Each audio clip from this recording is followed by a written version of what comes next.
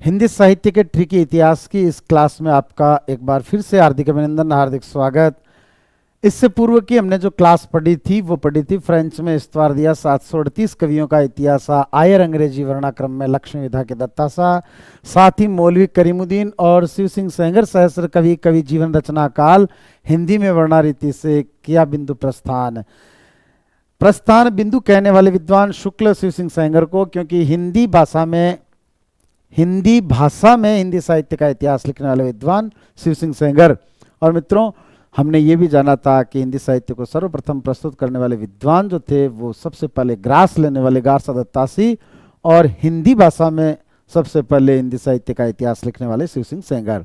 उसके बाद में हमने ये भी पढ़ा था, वायदे के मुताबिक प्रत्येक ट्रिक को मैं 150 बार जब तक साहित्य कंप्लीट होगा मैं आपके सामने दोहरा दूंगा कि स्वर्ण युग तुलसी जैसों की बताई अलग पहचान, काल नाम 12 खंडों के मूलाधारों के गिरिसान। सबसे पहले संदर्भ संकेत और मूलाधार प्रस्तुत करने वाले विद्वान ग्रियर्सन थे, जिनके 12 काल क्रम 12 जो काल विभाजन उन्होंने किए थे, जिसमें चापजा ब्रह्मु तुरी तो अठारी कंपनी विक्टोरिया ज्ञात, ये हमने पढ़ा था।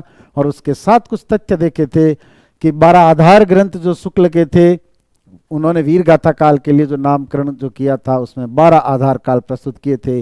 वहीं पर साकेत में सर्गों की संख्या 12 है, तुलसी की प्रामाणिक रचना 12 है, रामानंद के शिष्य 12 है, आलवार भक्तों की संख्या 12 है। इस तरह से हमने ये चीजें पढ़ी थी। आइए आज की इस क्लास में हम पढ़ेंगे, जैसा कि एक बार पहले आप देख लें, ये पढ़ा था इससे पहले की क्लास में, स्वर्णयुग तुलसी जैसों की बताई अलग पहचान, काल नाम 12 खंडों में मूलाधारों की गिरिसान। और उसके बाद हमने पढ़ा था गिरियर्सन के काल 12, साकेत में सर्ग 12, तुलसी की प्रामाणिक 12, आलवार भक्तों की संख्या 12, रामानंद के शिष्य 12 और रामचंद्र शुक्ल के आधार ग्रंथ 12, जिनको आगे हम पढ़ेंगे। ये सभी चीजें आपके सामने आनी है। आज की इस क्लास में जो महत्वपूर्ण रहेगा वो ये है कि आज हम पढ़ेंगे मिश्र बंधु। मिश्र बंधु में से कौन कौन से प्रश्न पूछे जाते हैं। नंबर 1 महत्वपूर्ण बात कि मिश्र बंधु, अगर आप इस बात को समझें कि जो भी पेपर सेटर होता है उसका मनोविज्ञान समझे, वो आपका मनोविज्ञान समझता है, आप उसके मनोविज्ञान तक पहुंचे। अगर किसी भी प्रश्न में अगर 3 समान बातें हैं तो उससे चौथा ऑप्शन उससे मिलता जुलता जो ऑप्शन होता है, अगर ऐसा कहीं पर है तो उस प्रश्न को सबसे पहले उठाता है। और इस संदर्भ में सबसे पहले मिश्र बंधु वाला प्रश्न जो आता है वो ये आता है कि मिश्र बंधु कोई एक व्यक्ति नहीं थे, नाम बंधु। तो मिश्र बंधु में 3 व्यक्ति शामिल थे। कितने लोग शामिल थे? 3। ये प्रश्न इतना पूछा जाता है, मैं सीधा उस पॉइंट पर क्लिक करूंगा जो अक्सर परीक्षा में पूछा जाता है, net JRF first grade college lecture school lecture second grade सब में ये प्रश्न आता है कि मिश्र बंधु में देखो यहाँ 3 नाम लिखे हैं, सुखदेव बिहारी, गणेश बिहारी, श्याम बिहारी। एक नाम मैं आपको और बता रहा हूं, कृष्ण बिहारी। इतिहास में कृष्ण बिहारी भी हुए थे। अब प्रश्न ये उठता है कि जब ये 4 हैं तो अगले के पास मिल गए, 3 तो ये रहे, चौथा ऑप्शन भी रहा, कहीं उसको भटकने की आवश्यकता नहीं है, आपको कंफ्यूज करने के लिए ये पर्याप्त है। और वो प्रश्न पूछता है कि मिश्र बंधु में निम्न में से कौन शामिल नहीं थे। यहां एक बात पढ़े, 8 खंड अज्ञात कवि कवि 5000, मिश्र वृत्त का संग्रह भावी इतिहास का आधार।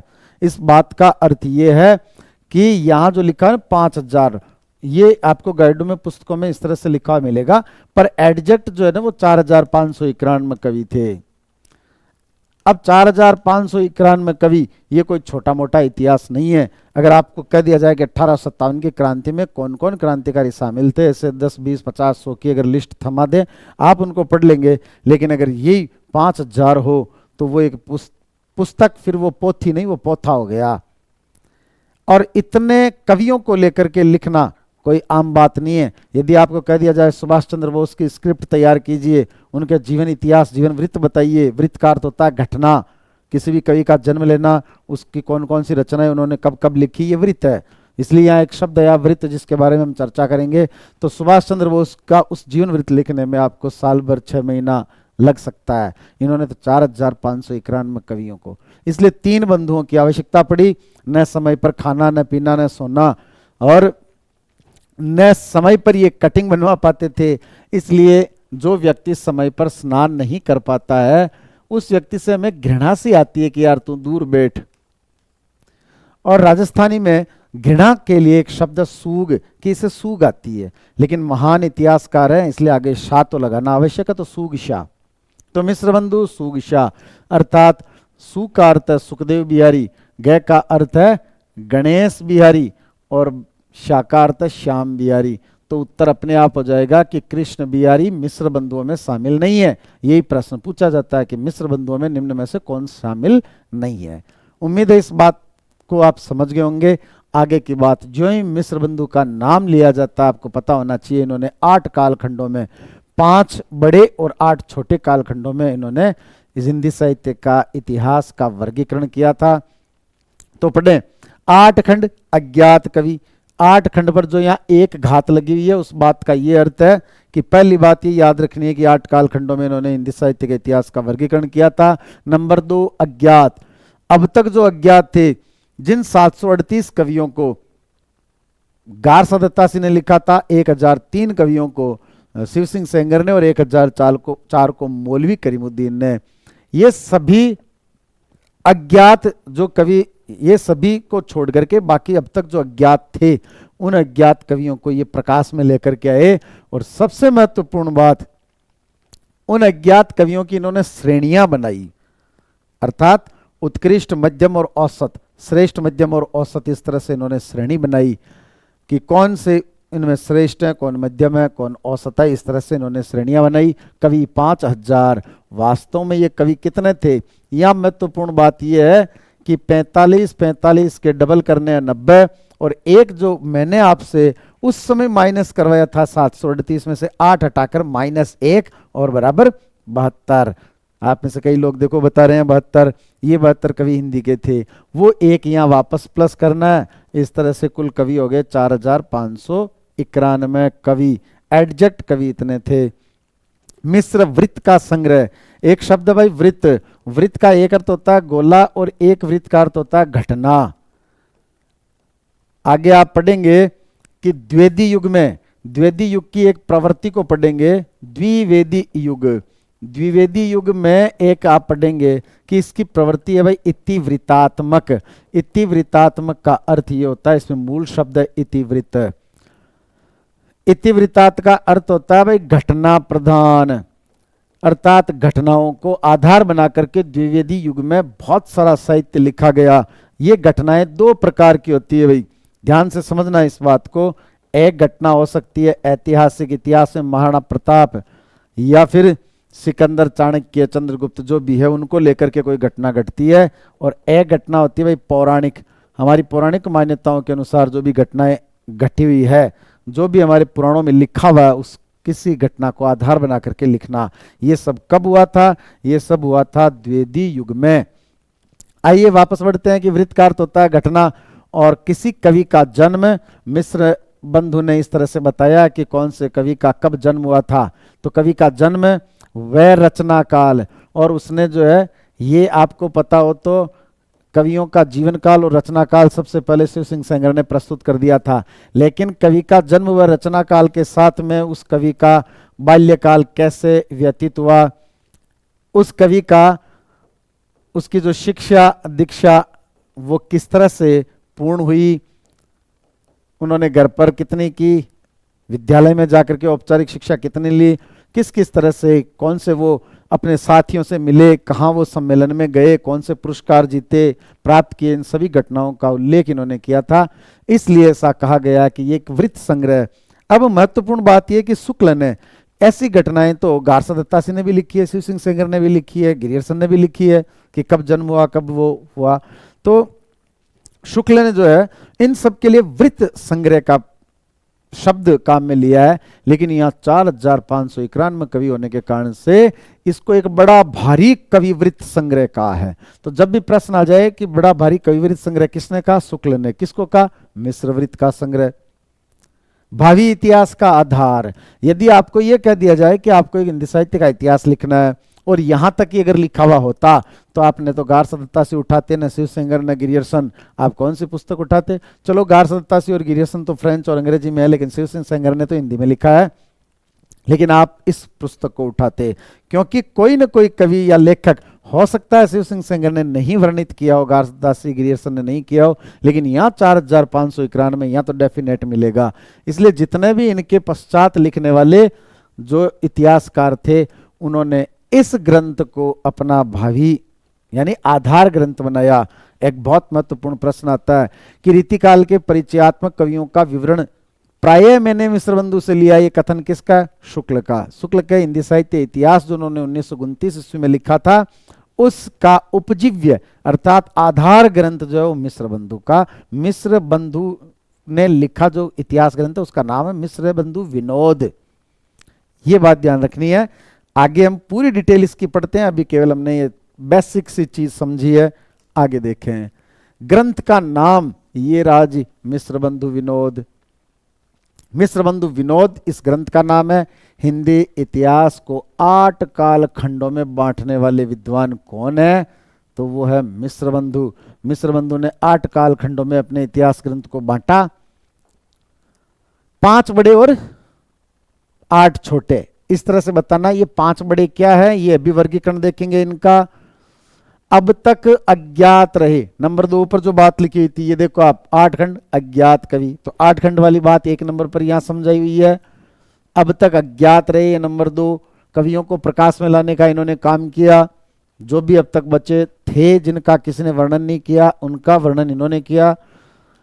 अगली बात, कवियों की श्रेणियां बनाने वाले विद्वान। इस तरह से इन्होंने 3 श्रेणियां बनाई कि कौन श्रेष्ठ, कौन मध्यम और कौन औसत।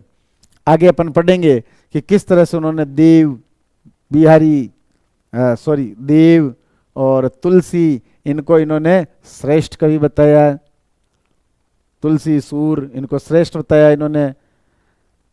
और मध्यम और औसत बताने वाले कवि, लगभग 5000 कवियों को शामिल करने वाले विद्वान। और वास्तव में कितने थे? 4591। लेकिन लगभग 5000 ऐसा लिखा हुआ आपको मिलेगा किताबों में। ये दोनों बातें इसलिए लिखी है क्योंकि गाइडों में इस तरह से लिखा हुआ मिलता है, तो आप कंफ्यूज न हो। एडजेक्ट 4591, इसलिए इसे एक बड़ा भारी कविवृत संग्रह कहा जाता है। अगर प्रश्न पूछ लिया जाए क्यों कहा जाता है, तो इसलिए क्योंकि लगभग 4591 कवि जो बहुत होते हैं, इसलिए शुक्ल ने, ये बात आगे लिखी हुई मिल जाएगी। वैसे यहां पर भी एक बार अपन देख लें, ये कहा किसने? ये शुक्ल ने कहा। ऐसा किसने कहा भाई? शुक्ल ने कहा है। बड़ा भारी कविवृत संग्रह मिश्रबंधु विनोद को शुक्ल ने कहा है। ये बात आपको पता होनी चाहिए कि इनके ग्रंथ का नाम मिश्रबंधु विनोद है। आगे देखें, इतने कवियों को स्थान देने के कारण यह भावी इतिहासकारों के लिए आधार ग्रंथ बना। मिश्रबंधु विनोद के बारे में निम्न में से कौन सा कथन संगत है या कौन सा कथन संगत है? उन्होंने 4591 कवियों को स्थान दिया, इसलिए शुक्ल ने इसे बड़ा भारी कविवृत संग्रह का। राइट। उन्होंने 4591 कवियों को स्थान दिया, इसलिए यह भावी इतिहासकारों के लिए आधार ग्रंथ बना। बिल्कुल राइट। मिश्रबंधुओं ने कालक्रम, नामकरण, काल विभाजन, ये तीनों किया था, इसलिए उनका इतिहास जो है वो भावी इतिहासकारों के लिए आधार ग्रंथ बना। जी नहीं, क्योंकि ये बात तो ग्रियर्सन भी कर चुके हैं। ये बात तो सही है कि इन्होंने कालक्रम, काल विभाजन, नामकरण किया है कि इन्होंने मिश्रबंधु ने, परंतु भावी इतिहासकारों के लिए आधार ग्रंथ बनने का कारण ये नहीं है। भावी इतिहासकारों के लिए आधार ग्रंथ बनने का कारण क्या है? इतने सारे कवियों को एक साथ काम में लेना। मित्रों, ये इस तरह के प्रश्न आते हैं, तो ऐसे स्थिति में हमें रटने के साथ साथ में समझना भी है। और समझने वाली बातें जो जहां जहां पर क्लिक होनी चाहिए वहां मैं अवश्य करूंगा। शुक्ल ने ग्रियर्सन, मिश्रबंधु व शिव सिंह सेंगर के इतिहास के लिए वृत्त शब्द का प्रयोग किया। ग्रियर्सन, मिश्रबंधु व शिव सिंह सेंगर। अब यह महत्वपूर्ण बात यह है कि उन्होंने गारसा दत्तासी के लिए क्यों नहीं किया? गारसा दत्तासी के लिए वृत्त शब्द का प्रयोग क्यों नहीं किया? क्यों नहीं किया तभी?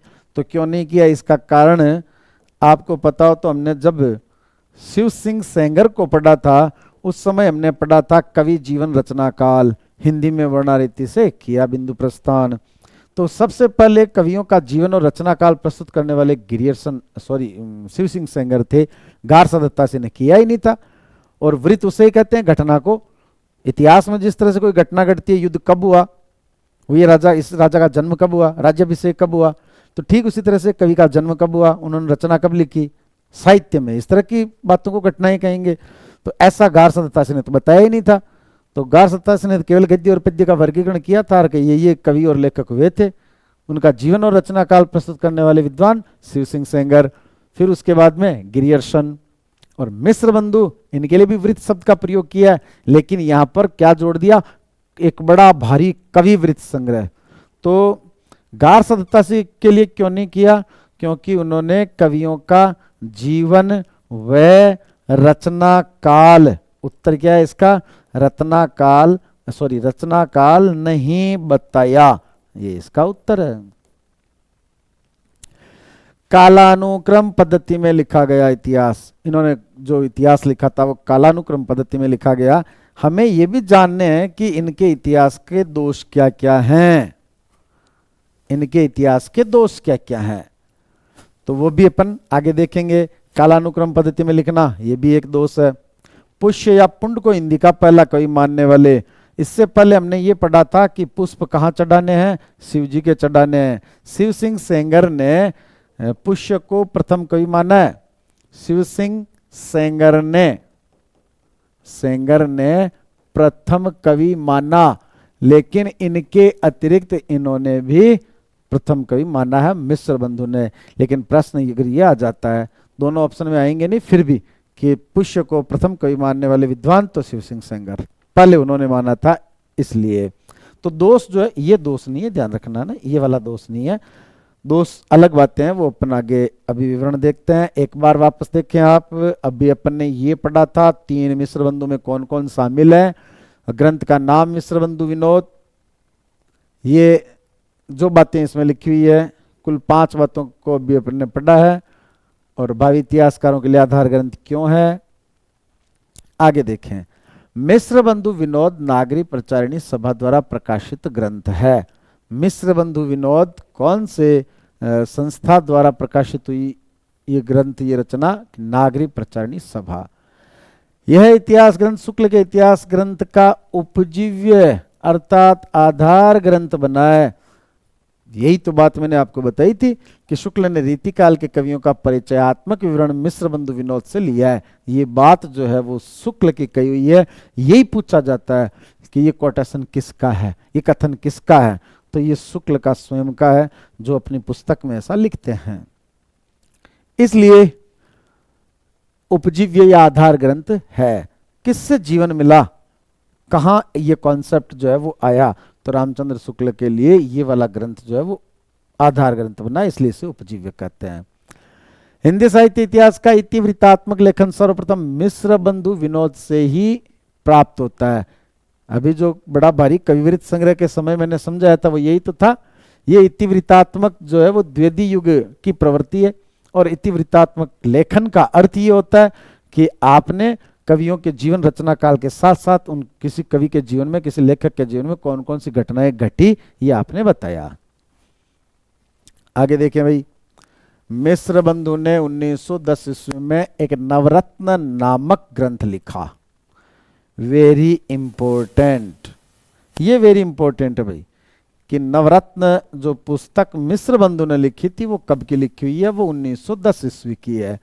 इस नवरत्न में कुल कितने कवि हैं, तो नवरत्न में यहाँ 1910 है ना, ये 10 ही कवि हैं। कितने कवि हैं, 10 कवि। फिर नाम नवरत्न क्यों, नाम नवरत्न, इससे तो ऐसा लगता है कि 9 होने चाहिए, तो इसका उत्तर ये है कि पहले तो 9 ही थे, पहले 9 ही थे, फिर 10वें को शामिल क्यों किया, तो दूसरी बात, कबीर को छोड़ दिया, पहले कबीर को छोड़ दिया था, फिर कबीर को शामिल किया, लेकिन नाम परिवर्तित नहीं किया, नवरत्न नाम से ये प्रसिद्ध हो गई थी। इस बात को सारी डिटेल को आगे अपन देखते हैं। तो नवरत्न नामक ग्रंथ लिखा जिसमें उन्होंने श्रेणियां बनाते हुए निम्नानुसार कवियों को स्थान दिया। ये निम्नानुसार कवि कैसे थे, तो वो यहां देखें आप, इस बात को वापस देख लें। इतिवृत्तात्मक लेखन, बड़ा भारी कविवृत्त संग्रह मिश्र बंधु विनोद, 1910 में नवरत्न नामक ग्रंथ लिखा था, 10 ही इसमें कवि हैं। अगर पूछ लिया जाए कितने कवि हैं, 10, 9 नहीं बताने हैं। अगर अगले ने कंडीशन दे दी हो कि पहले संस्करण में कितने थे तो 9 बताने हैं, अन्यथा नहीं बताने हैं। देखें आगे, वृहत्त्रयी, मध्यत्रयी और लघुत्रयी, ये 3 तरह के इन्होंने क्लासिफिकेशन किया था। वृहत्त्रयी में तय आ रहा है भाई, वो इसलिए आ रहा है क्योंकि वृहत शब्द जो है ना वो आधा तय आता है लास्ट में, और उसमें त्रयी जुड़ गया तो ये आधा तय रह गया। जबकि लघु और मध्य इन दोनों के आगे तय नहीं आता है, इसलिए मध्यत्रयी और लघुत्रयी में तय नहीं आएगा। शब्द शुद्धि का भी ध्यान रखें। तो ये तो है भाई डीएसटी, देव, सूर्य और तुलसी, जिनको वृहत्त्रयी में माना है। छायावाद में अपन पढ़ेंगे, छायावाद के 4 स्तंभ, प्रसाद पंत, निराला और माधवी वर्मा, और ये बताने वाले कौन थे, कृष्णदेव झारी। फिर छायावाद की वृत्त्रयी, जिसमें प्रसाद पंत और निराला, माधवी वर्मा नहीं है। प्रसाद पंत, निराला बड़े कवि थे, ये बताने वाले नंद दुलारी वाजपेयी। फिर उसमें लघुत्रयी भी पढ़ते हैं, उस लघुत्रयी में राम कुमार वर्मा, भगवती चरण वर्मा, कुछ लोग उनके स्थान पर उनका भी नाम लेते हैं, माखनलाल चतुर्वेदी का भी, और महादेवी वर्मा, सॉरी वो हाँ महादेवी वर्मा। तो ये 3 जो है, कुल 4 नाम मैंने बताए, जिसमें भगवती चरण वर्मा और माखनलाल चतुर्वेदी, इनके स्थान पर जो है वो कभी ये लेते हैं कभी वो लेते हैं, कुछ विद्वान ये कुछ ये जब छायावाद पढ़ेंगे तब देखेंगे। मध्यत्रय में भूषण, बिहारी और केशव, यहां पर है भाई BSK। बस इतना सा ध्यान रखना है कि सॉरी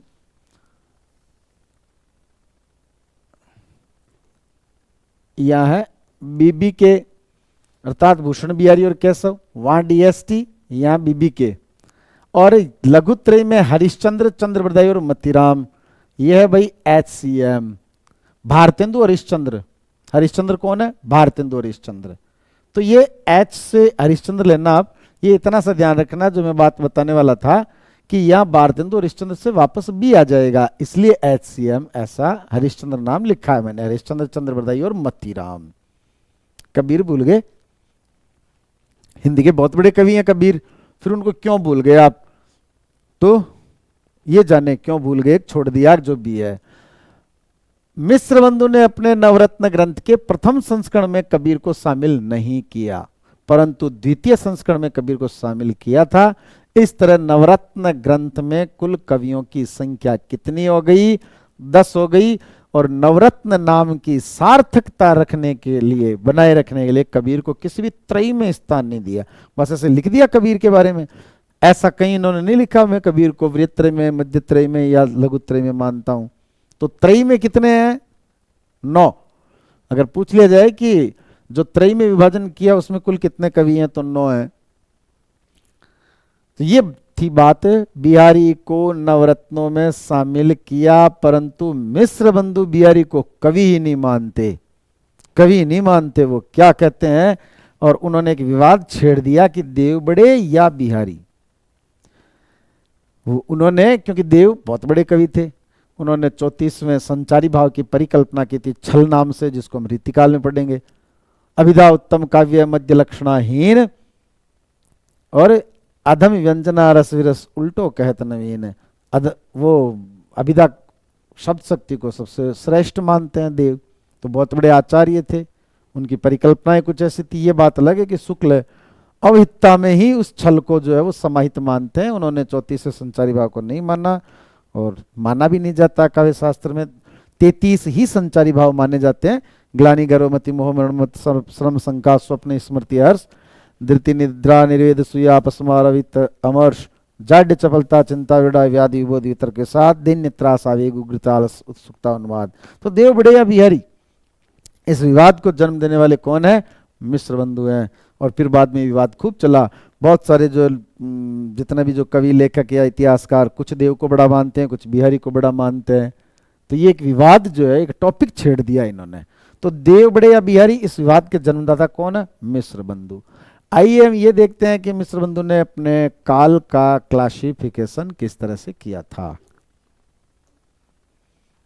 हाँ, पहले उससे पहले ये देख लें आप, रीतिकाल की त्रयी। रीतिकाल में कौन से विद्वान ऐसे हैं जिनको त्रयी नाम से जाना जाता है, तो ये देखें भाई, रीतिकालीन त्रयी जो है वो केशव, बिहारी और भूषण।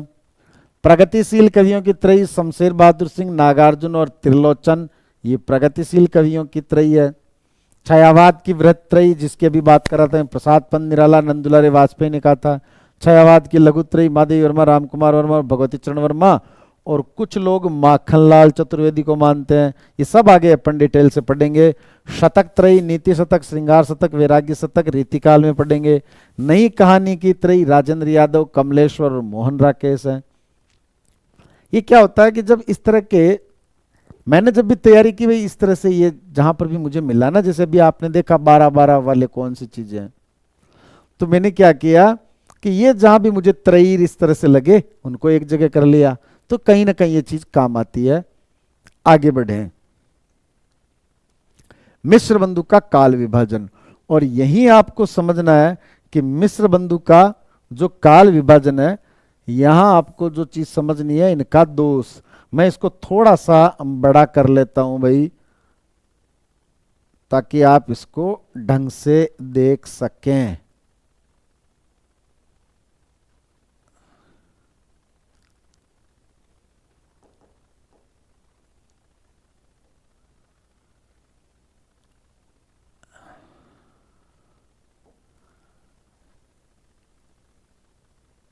ये देखिए भाई, सबसे पहली बात कि इन्होंने मिश्र बंधु का जो काल विभाजन है,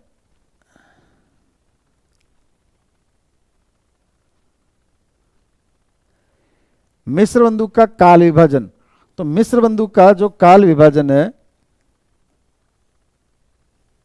मिश्र बंधु के काल विभाजन में सबसे पहली महत्वपूर्ण बात कि इन्होंने आरंभिक काल, माध्यमिक काल, अलंकृत काल, मैं एक बार यहां बता देता हूं। देखो, इन्होंने पहले काल का नाम रखा था आरंभिक काल, दूसरे काल का नाम इन्होंने रखा था माध्यमिक काल, और तीसरे काल का नाम इन्होंने रखा था अलंकृत काल, और चौथे काल का नाम इन्होंने रखा था परिवर्तन काल, चौथे का परिवर्तन काल, और पांचवें का इन्होंने रखा था वर्तमान काल। यहां मैंने गैप क्यों छोड़ा है, यहां गैप क्यों नहीं छोड़ा, उसका कारण ये था, ये 5 काल, लेकिन अपन ने तो पढ़ा था 8 खंड ज्ञात कवि, तो वो ये था, इन्होंने ये माना है कि जो समय है, आरंभ वाला समय, वो बहुत बड़ा समय था, इसलिए पहले उसमें पहले वाला आरंभ, और फिर उत्तर, उत्तर का अर्थ क्या होता है, बाद वाला।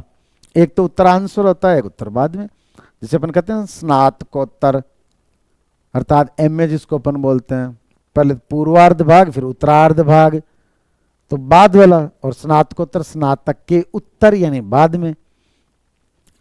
इसी तरह से इन्होंने माध्यमिक के भी 2 टुकड़े किए, एक तो पूर्व पहले वाला, और एक इन्होंने जो है वो क्या किया था, एक इन्होंने किया था भाई प्रौढ़, प्रौढ़ का मतलब जो होता है मैच्योर। फिर इसी तरह से इसके 2 काल किए थे अलंकृत के, और वो क्या किए थे, पूर्व वाला अलंकृत और बाद वाला अलंकृत। अब इस बात को थोड़ा समझना, इसके इन्होंने क्लासिफिकेशन नहीं किए, हो गए 2, 4, 6, 7, 8। पहली महत्वपूर्ण बात, आपने ये क्या कर दिया, यहां आरंभिक यानी शुरू वाला, माध्यमिक बीच वाला, परिवर्तन जो समय परिवर्तित हुआ, वर्तमान अभी वाला, तो एक नाम यहां डाल देते आप पश्चात वाला, ऐसा कोई नाम, ताकि एक रूपता रहती आपके वर्गीकरण में कि आपने समय को लेकर के समय का विभाजन किया है। या तो आपने आरंभिक, माध्यमिक या अलंकृत, अलंकार वाला, जिस समय प्रवृत्ति अलंकारों की थी, नाम तो ये ठीक था, लेकिन अगर ऐसा नाम यहां देना था तो सब जगह ऐसा ही नाम देते फिर आप। तो इसका मतलब ये हो गया कि ये नाम तो प्रवृत्ति को दर्शाता है, और शेष नाम जो है ना वो समय सूचक नाम है। ये इनका पहला दोष। आगे पढ़ेंगे अभी अपन। दूसरा दोष, आपने जिन कालों का विभाजन किया है उसमें पूर्व उत्तर, पूर्व उत्तर, पूर्व उत्तर ऐसे रहता, ये मैंने अलंकृत क्या कर दिया भाई, यहां पर क्या होना चाहिए, यहां पर होना चाहिए उत्तर, ये वापस मैंने अलंकृत लिख दिया, यहां पर क्या होना चाहिए, परिवर्तन, यहां पर होना चाहिए भाई उत्तर अलंकृत काल। तो पूर्व उत्तर पूर्व उत्तर पूर्व उत्तर ये रहता फिर भी ठीक था, ये बीच में एक प्रोड डाल करके आप क्या सिद्ध करना चाह रहे हो? तो ये केवल एक नाम में नवीनता और नाम में एक चमत्कार डालने का उद्देश्य ही लगा केवल, और कुछ नहीं। इस आधार पर इनकी आलोचना की जाती है।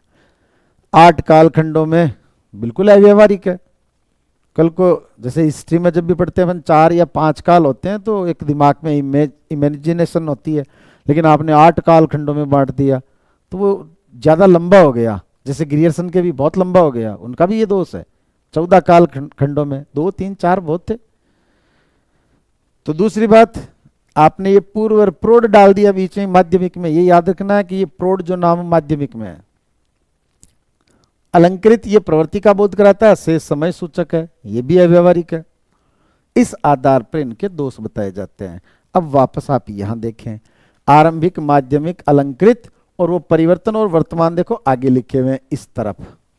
लेकिन उससे पहले हम यहां देखते हैं आगे कुछ सन लिखे हुए हैं, आपको पता हो तो।